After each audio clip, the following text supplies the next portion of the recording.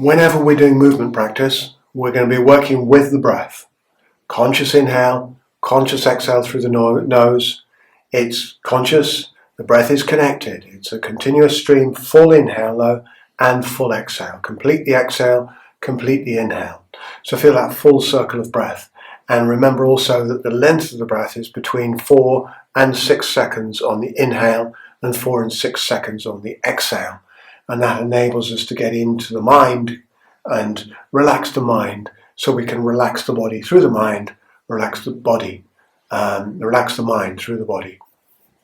So this particular practice is for opening and lengthening through the front line. And if you look at any modern posture, contemporary chair-dwelling posture, several problems arise. One is shoulder blade rotation. Yeah? Another one is the medial rotation of the shoulder blades, so the shoulder blades slide around the back towards the front. Another one is with the shoulders curled forwards like this, and the shoulder blades stick out slightly.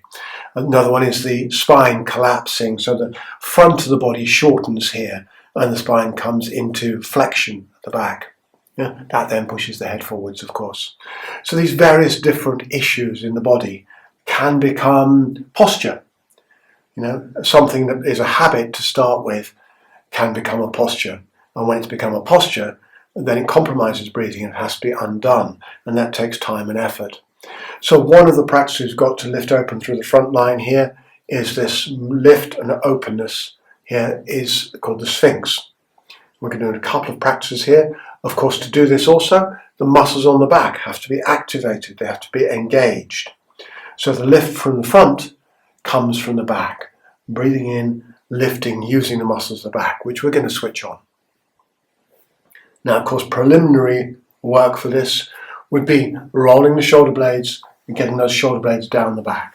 So it's a breath in to squeeze the shoulder blades forward, lift them up around the ears, and drop and pull these shoulder blades down the spine. So relocating the shoulder blades and activating all the muscle groups that tether the shoulder blade onto the ribs, which is pectoralis minor on the front, onto the front of the shoulder blade, rhomboids, serratus anterior at the back, and the lower trapezius. So all of those muscles will be working there in this movement to engage and move those shoulder blades, and rebalancing those muscle structures.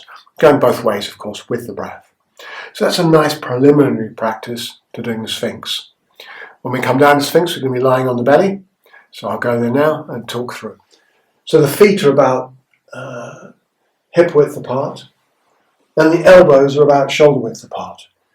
The palms are placed flat on the ground with the fingertips wide open, and the head looking down just in front of the hands, looking the gaze, meeting a point to make a triangle in front of the palms. I like doing it with my toes tucked underneath. Not everyone does. My knees don't like being flat down like this, but some people do. So if you prefer having your feet flat down, then do that. But make sure the heels aren't dropping out. So the second toe is pointing backwards and the heels are lifting. Now I'm going to tuck my toes because that works better for me. And my second toe is pointing forwards and my heels are upright. So from this base, I'm going to engage the shoulders outwards, push the shoulders gently outwards, press the forearms into the floor, and then squeeze the elbows softly together. So those three feelings are shoulder blades out, forearms into the floor, and then squeeze the elbows softly together. And that already engages the front line and lifts me through the front line there. I'm going to be doing full deep breaths as I'm doing this. Butt cheeks are relaxed. They don't need to do anything in this position at this point in time. So from here, very simply breathing in, lifting the lower ribs forwards, dropping the neck, looking down, the point between just in front of the hands, and then out breath, softly lift the heart. Very simple practice. The in breath, bring the lower ribs forward along the floor, press into the arms, out breath, lift the heart a tiny little bit here, lengthening the back of the neck, looking down. And take 8 to 12 really full deep breaths here.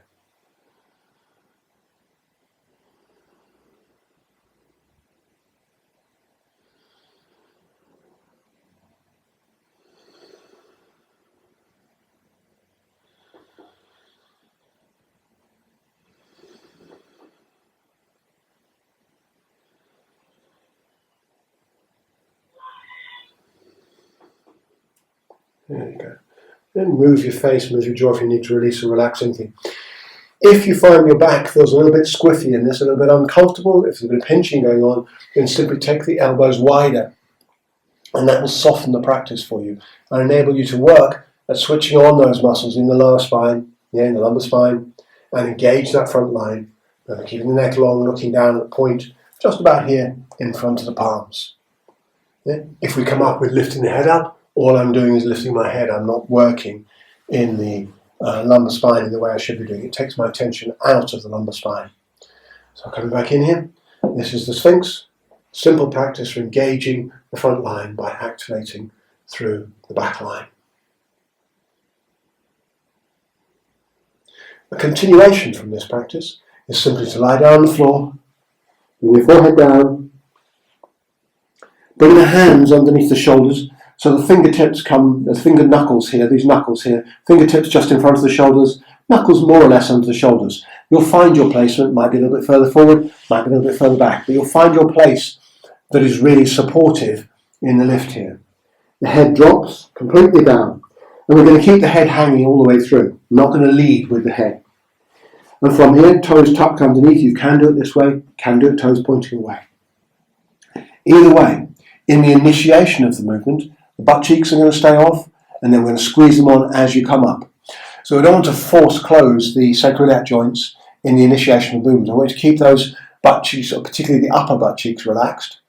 The gluteus maximus is a big muscle, has a whole range of functions. So we'll keep that muscle softer on the upper part of it, and then switch it on at the end of the movement to engage more fully into the hip extension that muscle gives. So from here, head down, head hanging down, shake the head and jaw. In breath.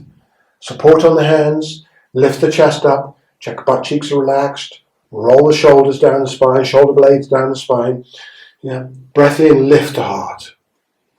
We can come up a little bit more. Breath in, lift the heart, head looking down.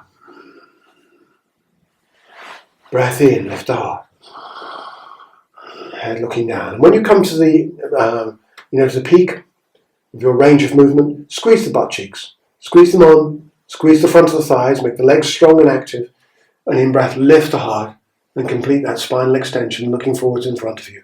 And breathe really well, 8 breaths or so.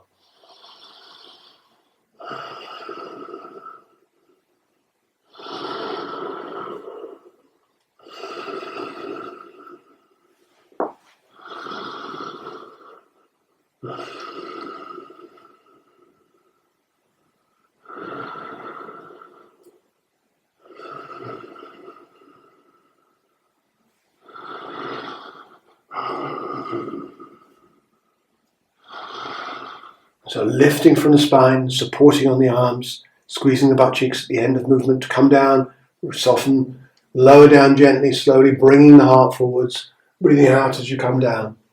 Release the butt cheeks, bring the hands down, forehead down to the ground. Bring the hands back underneath the shoulders, scoot the pelvis up off the floor, push the knees forwards, chin comes to the chest, squeeze the elbows into the spine. If you can lift the chest off the floor, you can come backwards up into this. If you can't, then come forwards up into this movement. So squeeze backwards, lifting up, lifting up, lifting up. Bring the hands back, one hand span. And we're going straight into the next movement. Cat, here like this. And this movement, hands and knees, toes tucked. On the out breath, we're going to be arching upwards. And wiggle in this movement, wiggle through the spine and find any places in here that need to be released, particularly from the previous movement. Breathing well. The hands can be like paws and claws on the floor. And on the inhale, the hands come forward a couple of inches, a few centimetres. The shoulder blades drop, butt cheeks spread, and we come into full spinal extension. On the out breath, the hands come back a couple of inches, like cat paws, arching the spine up, tucking the tail down, and wiggling into this. We can also wiggle from side to side in the movement to find a certain playfulness. Moving in the spine moving in a way that feels really good to liberate and free the back. Notice my hand positions are changing. If I bring one hand to the midline, then it allows me to open up the lateral line of the spine. And again, the same on this side, hand to the midline. It allows me to really open up along the ribs and the spine in here. And of course, for really full breathing, that's quite a useful thing to be able to do. So these short range of practices are ways of opening up, switching on the back line, creating strength in the back line, opening up through the front line. And that's going to enable you to sit tall. If you struggle at sitting and your back is collapsing like this, you're going to have back pain. You're going to be doing breath work and you end up with back pain. So switching on, strengthening that back line, lifting the front line is going to give you freedom in the spine. We are vertical, bipedal creatures. A lot of compression through the spine in the course of the day.